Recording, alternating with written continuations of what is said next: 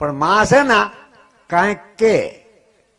અને જયારે લક્ષ્મણ મહેતા થાય છે ને કે લક્ષ્મણ એક વાત સાંભળતો હતા કે શું માં કે મોટા ભાઈની સેવા કરવા જા, બાકી મોટા ભાઈનું ખરાબ સપનું ન આવવું જોઈએ, ધ્યાન રાખીએ.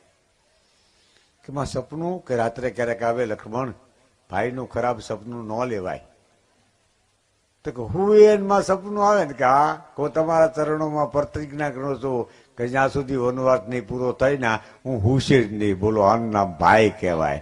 ભાઈ, હા, ભાઈની ખરાબ કલ્પના ન કરી શકાય.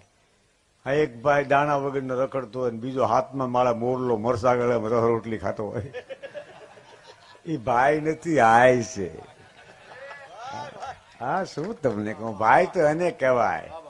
ભાયા તો સબસે ભલા કઈક ડાયાદ કઈક દ્રાત, પણ આમાં ઘર જો જાડા ઘર ગાવે અને આડા જો જાડા માથા આડા માથા આપે અને ઘર આડા ઘર ગાવે, એનું નામ ભાઈ કહેવાય.